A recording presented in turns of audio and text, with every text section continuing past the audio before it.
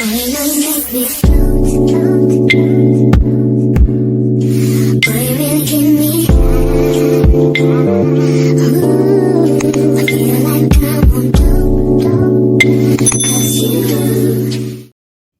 I'm latesharashae. Welcome back. Welcome back. I first and foremostly would like you to like this video, subscribe to my channel so you can stay in touch with your girl and see every time I post. Let's talk about Real Housewives of Atlanta, season 16, episode 4. This episode starts with Britt, Edie, and Angela Oakley meeting for a walk in the park. Side note, Angela has a really nice shape. Her nose might be a little messed up, but she is shaped very nicely. I noticed that. During this walk, Angela talked about navigating her marriage with her family, specifically her mom and her sister. She mentioned something about friction between her mom and her sister, and something tells me that it's a money thing, because she also mentioned taking care of them financially. And obviously it's one of those things where you cannot confide in your family about your relationship problems, because even when you have forgiven your man and you don't went back home, them folks still don't like him. He getting uninvited to barbecues and family reunions, and y'all still together. Now he got to sit over on the outskirts and wonder why everybody hate his guts. Angela, is because something you said. And now her folks are probably mad because he don't want to fund them any longer. I feel like it got something to do with it. Now, I done made up a whole little story about what I think it is, and I'm hardly ever wrong. So I guess we'll find out more as we get into the season and the more we get to know Angela Oakley. And I guess that's how her and Britt have, kind of are building a bond, because Britt did mention in a previous episode that she too had friction with her sisters. And she said it kind of happened, after their father died. But we'll see her meet with her sister later in this episode, and we'll talk about that a little more. So Angela and Britt then start discussing the girls thus far. They're just meeting. This is at the top of the season. We're on episode 4 as of today. Britt talked about how she really liked Shamia, so she was shocked that Angela and Shamia were having friction. She said that Shamia has always been very welcoming, in which we saw Shamia has been pretty welcoming to everybody.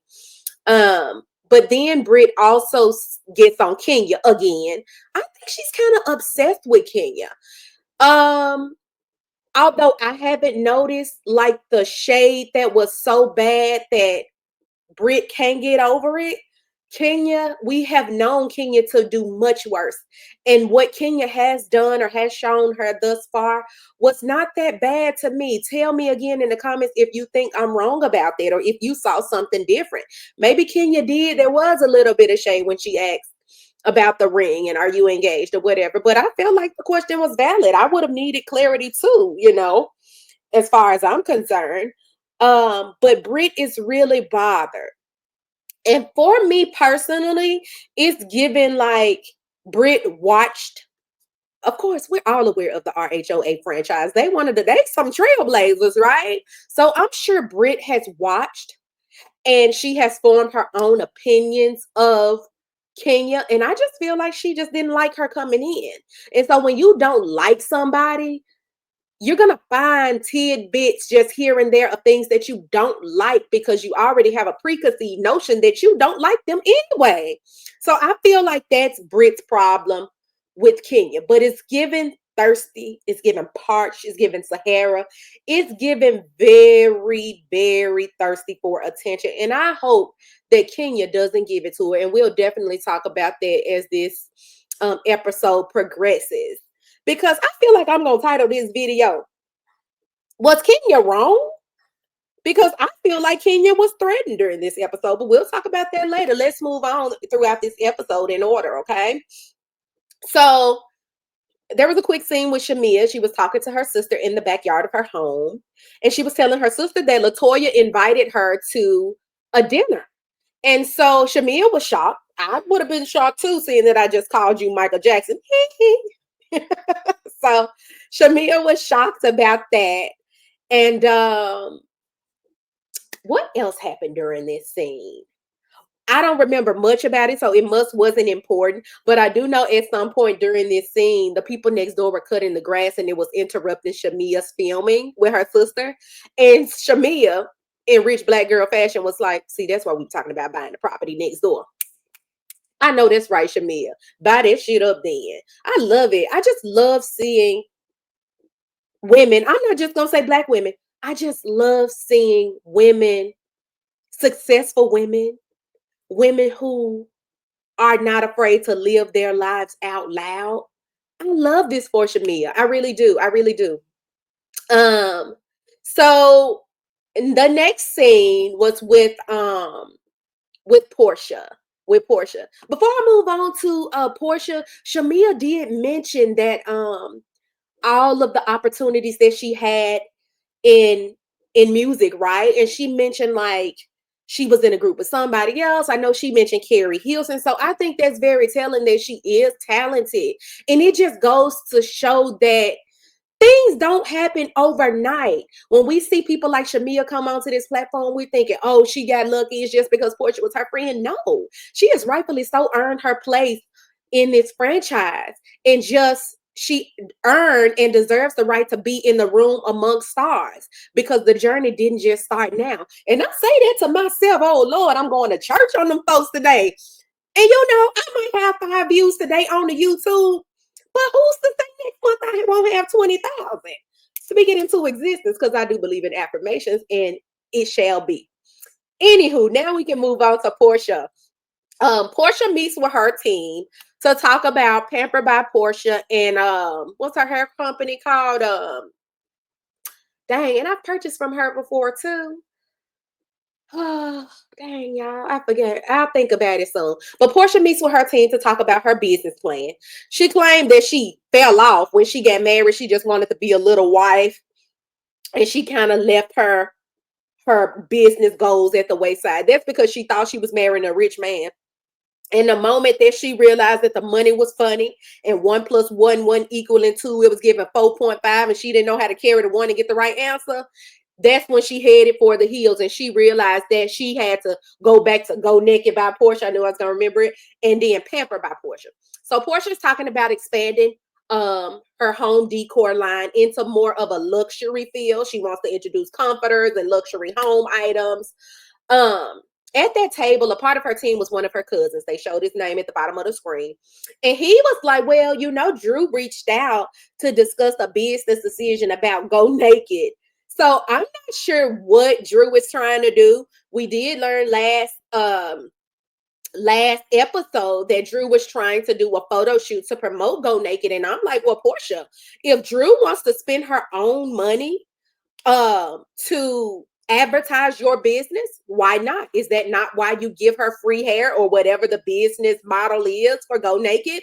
I would think so. But I do agree with Portia that if she didn't tell her about it, she shouldn't do it. In that same scene, Portia mentioned like, oh, Go Naked we're a business, baby. We have HR, we have all of the things. And I feel like she was hinting at Drew, please don't play with me because I will sue your ass. Okay. So I hear you, Portia. Pampered by Portia. Hold on, I need a drink. So they skip over to Drew and showing her with Ralph together. Ralph was playing football with her son Josiah and the other kids as well. And Drew did mention that they were better as co-parents than they ever have been as a couple. And I think that's very telling. I think it's sad. I think it's a sad reality. But I can tell during that conversation with Ralph, she kept saying things like, oh, well, you got what you wanted now. You wanted to be free and be able to do what you want to do. And Ralph was like, that's not what I wanted. I just wanted to be respected. From that little scene, while I do think their relationship was toxic based on what we've seen in the past few seasons that Drew has been on the show, I don't think they need to be together. But I do feel like in that little bit of a conversation, if they wanted to make it work, they could potentially try, because it do seem like when Drew said that, like, well, you got what you wanted, I felt like there was a ouch, like a little ouch of hope that he would have been like, no, I really wanted my family. I just really wanted us. Hey, Men don't know how to lay the Mac down because women are all soft and, willing to give you a shot. Some women. I know I be weak at times. I be falling on weak's knees, honey. So, I felt like she wanted him to try. I'm not sure if I'm reading it wrong. What y'all think? Because I don't know. Um, Ralph also mentioned that their son brought him an article about their divorce, saying that, and in the article it was saying that Ralph was a narcissist. And Drew was like, well, you are, you disagree. So she reads the definition of narcissist, and it definitely gives Ralph, it definitely gives Martell, from Love and Marriage Huntsville. Those are the two people that reminds me of every time I hear the word narcissist. Ralph, a hint, but Martell for sure. Okay. Um, Ralph don't want to let Drew go though. Let's just face the fact. He don't want to go to work. He looks so sad that he was finna have to get up out this lady basement and go get him a real job. I think that he would only try to work it out because he don't want to work. I really do. I don't know. Let's move on because I don't want to be talking about that lady ex-husband. They moved on to Kelly. Kelly was in a scene with Kenya, and I really like this scene. I really do feel like it was a mistake getting rid of Kenya. I've never been a huge Kenya fan, but over the last few seasons, I have really grown to like Kenya. And I'll tell you what, I think I started to like Kenya when she had a baby. I think it reeled that nasty part of her own in. But when Kelly met with Kenya noticed that Kelly had a bodyguard. And I'm like, why this big ass man standing at the door? Somebody trying to rob this lady or what? But she said, Kelly shared with us that her ex-husband was not taking the divorce well. And if y'all seen a picture of Kelly and her ex-husband, baby, I believe it. Okay. Her husband looked like that man off of Waiting to Exhale, who was with Robin. You know the one. Y'all know which one I'm talking about. Just go back and watch Waiting to Exhale with Pretty Robin, baby. He looked just like him, times 10 worse. Okay, 10 times worse. Just say that. But anyway, divorce is ugly, is what Kelly was saying. He was trying to tell her that narcissistic behavior, just like we talked about, that she would be nothing without him, that if she left, he was going to try to take her businesses. So Kelly was really saying, she had to pull herself up from her bootstraps because she knows that she has 4 girls, to take care of. So she decided that she had to push on for them, if nothing else. And Kenya asked, with Kenya about to open her hair spa, she asked Kelly for business advice and saying, hey, how did you drive people to the business? And I thought this was a really good conversation because some people don't ask for help. Even with these girls, I'm not sure how long they've known each other, but I'm guessing that it hasn't been a very long time. Kenya was unafraid and unashamed to ask for help. And I think that is a very good thing, especially from somebody like Kenya. You don't expect her to ask for help. And I like that Kelly was open to giving it to her. She said a lot of her business was driven by social media and just word of mouth. And yeah. So with that being said, y'all go tell a friend about a friend and tell them to listen to this review with y'all so y'all can drive some people to my page. I only got like 3 views. Help us sister out. But anyway, in this moment, I really liked it because we very seldomly get vulnerable moments from Kenya. And so when Kenya started crying, I was initially like, why is she crying? But it kind of dawned on me when listening to the conversation that she's afraid. She's taking a huge step in investing a lot of her money into this Kenya Moore hair spa. And so change can be uncomfortable for anybody. I know that I have high anxiety. And when something new is about to happen, or I have to make a hard decision about something like that, it weighs on me. It triggers my anxiety. So Kenya breaking down in tears, I thought that was a beautiful thing to see. And even more beautiful in that moment that Kelly spoke life into Kenya and said, hey, being unafraid and jumping out there on, all you need is faith. God sees your plan. He sees your hustle. All you need to do is that faith. And it's the size of a mustard seed. And if you plant it, you're going to watch it grow. So I was happy to see Kelly kind of speak that life into the next entrepreneur because her business is up and running. So it takes nothing for somebody that has a successful business to give you that little nugget for free. And they really didn't give you advice. They just gave you a push. And sometimes that's all we need. So I really enjoyed that scene. Surprisingly to me, I really enjoyed that scene because I wasn't expecting much from it. So we'll see what their relationship and how that goes throughout the rest of the season. Britt meets with her sister. Y'all, I'm gonna just tell y'all this about me straight up. When I don't like somebody, like I just don't like Britt, she just don't give me good vibes. It's hard for me to be interested in anything that she's talking about. So I'm gonna just wiggle through this real quick with her, her sister. She met her sister, and now we kind of got an idea of what Britt looked like before she tried to morph into Nicki Minaj. Um, there's tension between her and her sister. And her sister says that, since you got married, you just left me. And you know what? A lot of people feel this kind of, I guess it's kind of a separation anxiety, or it gives me one of those type of people that that feels alone and this was her person. And now that her person has found happiness somewhere else and they're not able to spend all of that time together that they used to, she got mad. This is Cancer behavior too now. I may or may not have been this type of Cancer back in the day, but as you grow and as you get therapy, you learn how to control the things that you can control and worry about yourself and understand that everybody is going through their own personal thing. You have to allow people to live their lives, and it's okay. Your feelings are valid that you feel left behind, but you have to be strong enough and healed enough to take what you are dealing with, analyze it in your own mind, and kind of work it through within yourself. And then maybe you're at that point able to share with others how you are feeling. Because one thing you can't do is control somebody else's life. They have to move on and find their happiness. And I would recommend that her sister does the same, because it's giving me that she's unhappy and she's lonely. But I guarantee you that if she met somebody like her sister did, she would have whisked away the same exact way. So that's all I'm going to say about Britt and her sister. I just find it funny that all of a sudden now Britt, since she's on the show, she wanted to have this sit down with her sister, but I digress. I just don't like her. Okay. I just don't like her. So she can't do no right. Okay. And I'm trying to be better. That's something I'm working on. I got therapy this week. So we'll talk about that then. Okay. The next scene was with Drew. Drew is filming with Dennis, as we know. They were in the studio on this particular scene.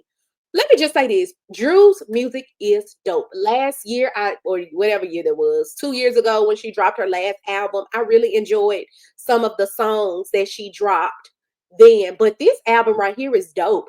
I don't know if this is something new that Dennis is doing, but if he has anything to do with the type of music that Drew is delivering and the delivery of everything, he's doing a damn good job, because this CD is bumping, y'all. I'm telling y'all, I've been listening for the first 2 days, and I know one song that I really love in particular that's pretty much on repeat is Spin the Block. I really like that song. And if I'm cleaning up, I like that delusional joint too. So good job. Big ups to Drew, because they going crazy on that one. So while they were having conversation in the studio, Drew mentions being in trouble with Portia, and Dennis was like, "Oh, I don't know what's going on. I don't know what's going on." Acting dumbfounded, like he don't know that Portia got a problem with him filming with Drew. Come on now, come on, Dennis, hot dog man, you know what's going on.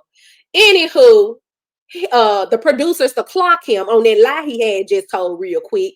They spent the block and they showed the clip of Portia just telling him 3 seconds ago that he didn't want her filming with Drew. So I'm just like, I don't know why y'all be lying when they got all this footage of y'all. And they gonna put y'all on blast. So I don't know why she lied. Anyway, he was like, well, Drew said, well, you told me that Portia was okay with us working together. And he was like, well, at the time, she didn't care. She was in Africa eating fufu, so she didn't give a damn. Shading the hell out of Portia, by the way, saying that when she was with Simon, she was acting like everything was all good, as if she was unfazed of whatever it is he was doing and whoever he was working with.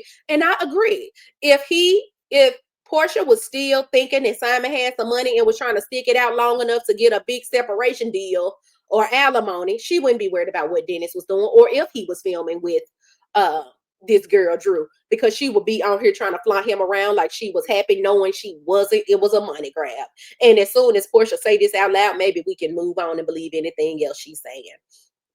Okay, so the girls are preparing to go to Angela's dinner, right?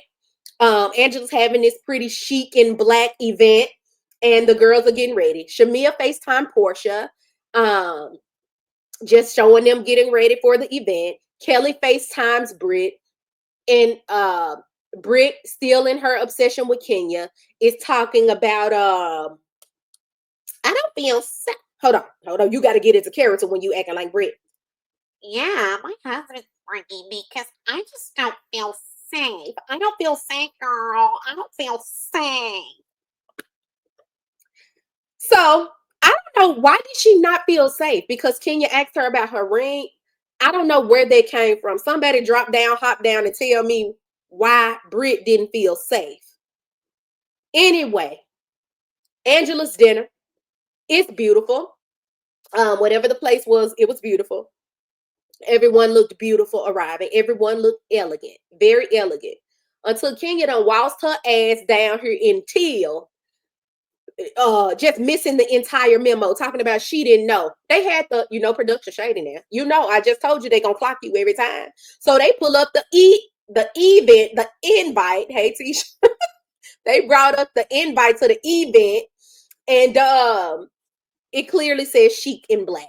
So Kenya just wanted to be the moment. And Kenya, now this is regular Kenya shade, okay, Britt? Take note. This is shady. This is something you could have been offended by if this was your event. However, she arrived saying it's Versace, as if we give a damn. Kenya, the dress didn't even look good. So if you was gonna come out of character and out of color and out of theme, you should have at least had on a good dress. I don't give a damn if it was Versace. It didn't look good to me. It looked like it was 2 sizes too big, and it was not a good looking color. Anyway, Kenya came in, gave everybody a hug. Some she gave a little mwah, mwah. You know how you do when you got makeup on. Now, when she gets to Brit, she gave her the same little hug that she gave everybody else. But for some reason, it wasn't enough for Brit. For some reason, she wanted to be well embraced by Kenya. For some reason, you wanted somebody that you don't like to embrace you as if she were your long lost cousin. Make it make sense. Make it make sense to me. Britt just won't smoke with Kenya. Okay? She gave everybody the same hug. I don't know what Britt needed, but unfortunately, Kenya wasn't giving it to her. Shamia arrives as the moment. Shamia arrives as that girl. She came with shinglings out. I call it shinglings. My mama used to call it that. She came with like fringes and beads, and it was a beautiful dress. She came very beautiful. And she came with a little gift for Angela Oakley, because they had words. They called each other Flavor Flav. They called each other LaToya Jackson nose, and it was falling off. So she came with what does the olive oil mean though, y'all? I don't know. But she came with that with a little twig sticking out of it to give to Angela. And she sincerely apologized, saying, hey, she hates that they started off that way, and she just wants to extend an olive branch, and sincerely apologize for talking about her appearance, and she wants to move forward. So I thought that was big of Shamia. Let's see what else happened here. Let's see what else happened here. Kelly talked about her event a lot and was thanking everybody for coming to her event, and put Drew on blast for not buying anything.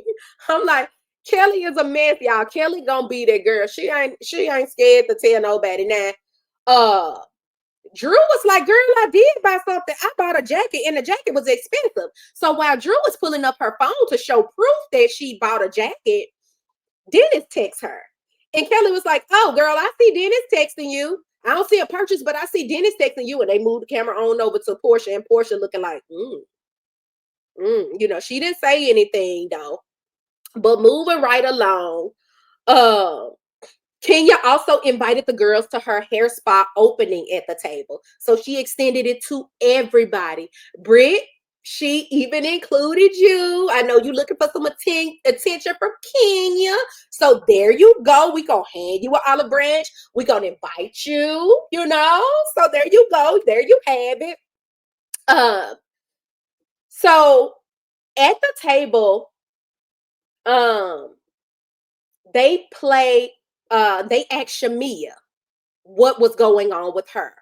Angela asked Shamia what's been going on with her because they know she has a song out. And Shamia was like, well, I have my music. I'm super excited about it. Y'all know it's been a long time coming. Shamia pulls out her phone and she starts to play the song Never Had. It's a good song. Y'all should go listen to her song too. So as everybody's listening to the song sounds really good, y'all. I've been playing it too in rotation with my Drew, amongst other things. And Shamia is very talented. She can sing. But why was the whole time Shamia was playing her song, instead of Portia listening with those big ass teeth, she over there saying stuff like, oh, is that Drew? Girl, that ain't you. I know your singing voice.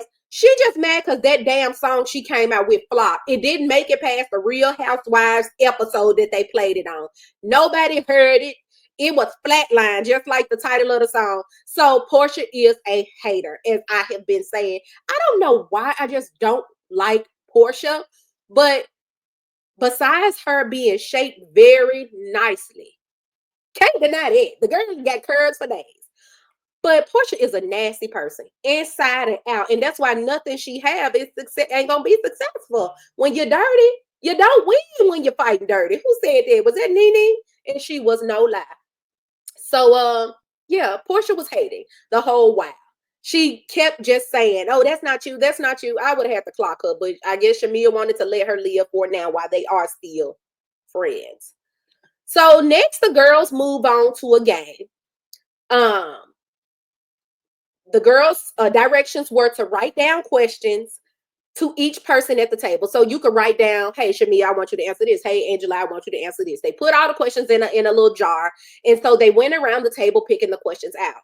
So the first question was to Shamia. They asked her, how did she thank her husband for that Rolls Royce that he bought her for her birthday? And and y'all, Shamia is not shy. And this one reason why I like her too. Because Shamia started doing all the nasty, freaky, nasty gestures saying that she gave it up for that Rolls Royce. Do you hear me? Because that's a good man, Savannah. A good man. So she said she paid him in ways that she couldn't tell us in word. And that was that. The next question was for Angela. And I didn't like this part. See, I know Portia trying to earn her peach so she can make some more peach juice, but she really overcooking my grits a little bit, okay? So the question was to Angela. The question to Angela was, what is a secret you wouldn't want the group to know? She couldn't think of anything. So I think it was Portia who interjected was, have you ever had a threesome? And we know you like to have threesomes, Miss Bolo, Miss Peach Juice. Okay.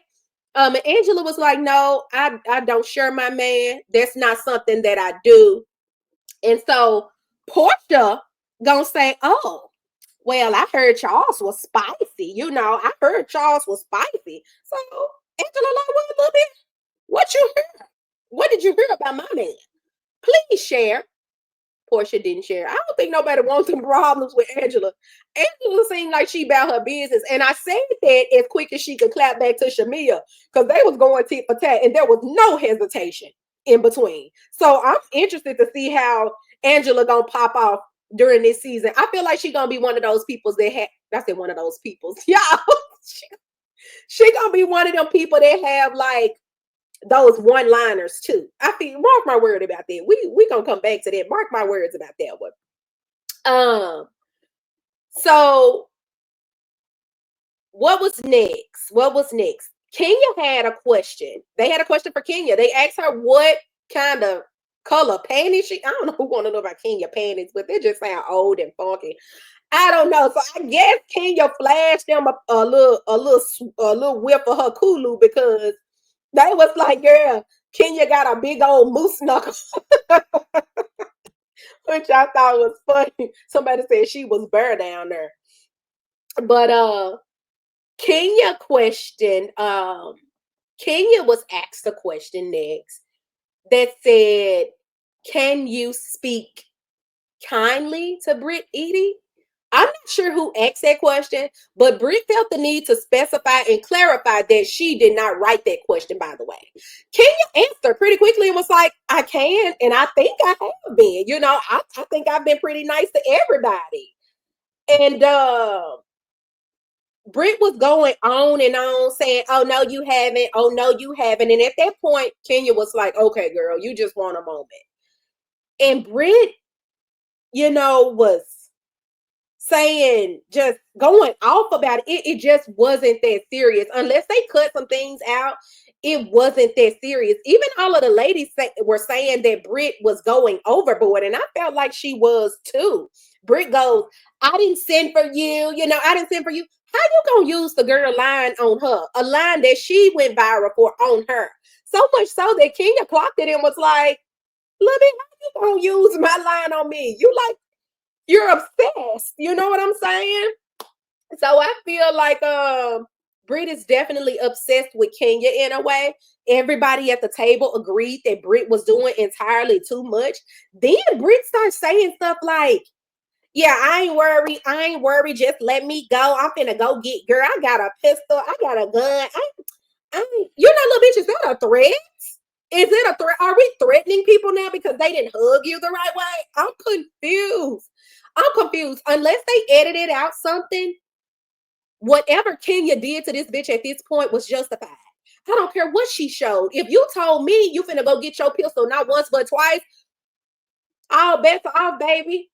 All bets are off. So whatever Kenya did, I don't know. But I'm anticipating we're gonna see it on the next episode because that's gonna be the opening of Kenya's hair spa.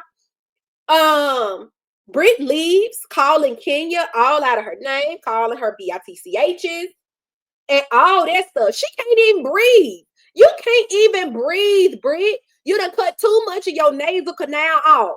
You can't even breathe, but you have all of this time to threaten, to call Kenya out of her name. And for what? Because she didn't hug you properly?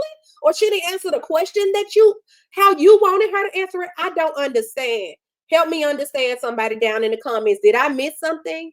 Because your reaction was not, her actions didn't warrant your reaction. I don't understand it. Maybe somebody else can help me. Brit, I said from the very first episode, I didn't know if I was gonna like her, and I was right. I felt like she was an attention seeker. She was a fan, and when you get fans on this show, it's okay to be a fan of the show because who doesn't know Real Housewives of Atlanta, right? I would be a fan. But what I'm saying is, even if I came on the show, like I don't necessarily care for Portia, but I would come on genuinely trying to get to know them outside of what you think you know from TV. And I feel like Brit came in ready for the smoke with Kenya. And that's why we're here, where we are right now. So the question to be asked is, was Kenya's actions justified? For me, without even seeing what Kenya did, I'm going to say yes. Because the moment you started calling me out of my name and saying you got a gun and that you need to get out of here because you got a gun in the car or whatever the case may be, you have gone too far. Kenya paid her dust. I was so happy that she did because mad for what? Mad for what? She was mad for nothing. Imagine Brit being on one of the old seasons with some of the heavy hitters. Kenya hasn't even really shaded you. Imagine her being on there with the Nenes. Imagine her being on there with the Claudias. Imagine her being on there with anybody. The shade was real. Marlo and her would probably be fighting because Marlo don't give a damn what she say. So Brit, I don't know what triggered her to this extreme for her to start talking about her guns. With one of the real shade assassins, she will not make it. If Kenya shaded her, like I know Kenya can shade her, and I don't even think Kenya is a real like shade assassin. But if she had one of those Candace Dillard Bassett reads, she would probably just go die. I'm not even playing. Like seriously. They played a bit of the hot mic from Kenya saying, she threatened me with guns, and she was like, and Kenya was also like, oh girl, I don't want to say anything about Charles. I don't want those problems with Angela. So I thought that was kind of funny too. They did show the preview for next episode. It's going to be a Kenya Moore hair care spa. So I'm looking forward to seeing if they're gonna reveal what she did to Brit. And it better be justifiable because there's no reason for y'all to have taken Kenya off of the promo and all of those things for a Brit Edie. What the hell is a Brit Edie anyway? Where did she come from anyway? I'm not understanding this.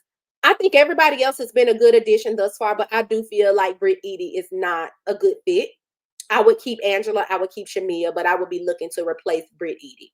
So, as far as this episode goes, y'all, I'm going to give this episode 7 peaches out of 10. And I'm going to rate all the episodes moving forward. I'm going to give it a 7 out of 10 because I felt like we were going up the roller coaster and it just stopped, right? And I'm just waiting for it to go down because that determines how cool the roller coaster is. So 7 peaches out of 10. I hope y'all enjoyed my perspective of this episode. Please like, please subscribe, please share if you're able to. And yeah, I appreciate y'all. Until next time. Peace.